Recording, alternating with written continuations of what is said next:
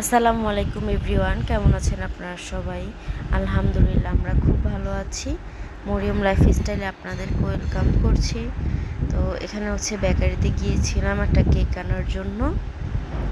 তো কেকটা নিয়ে চলে আসতেছি। তো কেকটা আমার অতটা পছন্দ হয়নি। তো এই টাইপেরই কেক ছিল, মানে বেশি একটা ডিজাইন ছিল না ওইখানে।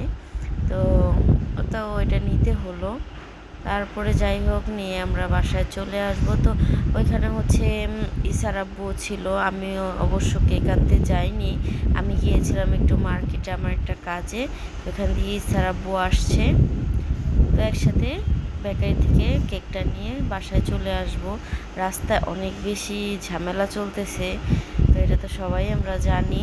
তো তার মধ্যে একটু গিয়েছিলাম। আর এই তো বাচ্চারা কেক কাটতেছি, তার মধ্যে কারেন্টটা টুস করে চলে গেছে। এতক্ষণ কারেন্ট ছিল, যে কেকটা নিয়ে আসছি কারেন্টটা চলে গেছে, আর যে কেকটা খাওয়া টাওয়া শেষ, তো ওর মধ্যে আবার সাথে সাথে কারেন্ট চলে আসছে।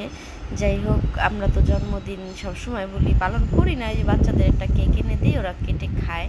তো আজকে আয়েশার জন্মদিন না, আয়েশার জন্মদিন গেছে আরও 2 দিন আগে। তো 2 দিন পরে কেকটা এনে দিয়েছি, ওরা এনজয় করছে।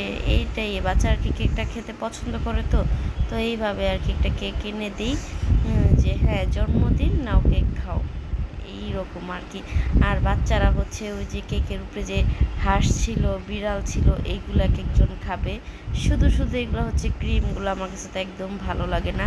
তো এটা আলাদা করে রাখছি, ওদেরকে কেক দিয়ে কেকের উপরে এগুলো দিয়ে দিব। তো আসার সময় ইসার আব্বু আরও কিছু নিয়ে আসছিল, মালটা, আম, তারপরে দই, তারপরে মাঠা। যে জায়গার দইটা এনেছে, সরি ওইটা আমি দেখাইতে পারিনি। তো দইটা আমার অনেক বেশি পছন্দ, মাঠাটাও অনেক বেশি পছন্দ, ওই মাঠাটা স্পেশালি। তো এখানে আমি আম, তারপরে মালটাগুলো গুছিয়ে রাখতেছি। তো পাউরুটিটা তো সবসময় আমাদের ঘরে অনেক বেশি বেশি থাকে। তো পাউরুটিটাও নিয়ে আসছে, কেন এটা সকালবেলা ওরা খায় বা রাত্রিবেলা ডিম দিয়ে দিই, খেয়ে ফেলে। এখানে আমি আম আর মালটাগুলো একটা ঝুড়িতে নিয়ে রাখলাম।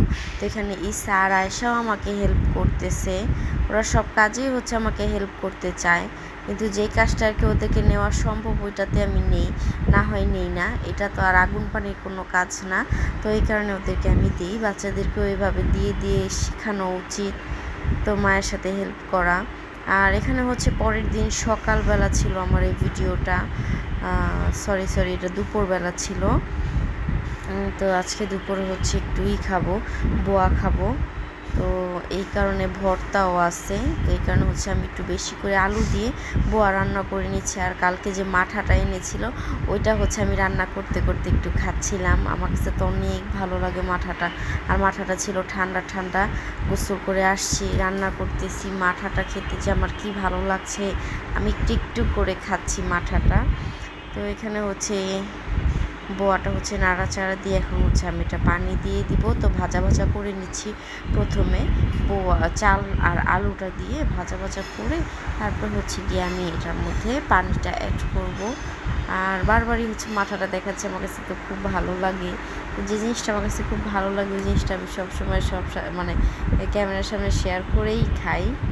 আর যেটা ভালো লাগে না ওটা তো আর খাই না, শেয়ার করারই বা কি আছে। তো দেখতে থাকুন আমার ভিডিওটা আজ পর্যন্তই ছিল। সবাই ভালো থাকবেন, সুস্থ থাকবেন, আমাদের জন্য দোয়া করবেন, বেশি বেশি সাবস্ক্রাইব করবেন। আল্লাহ হাফেজ।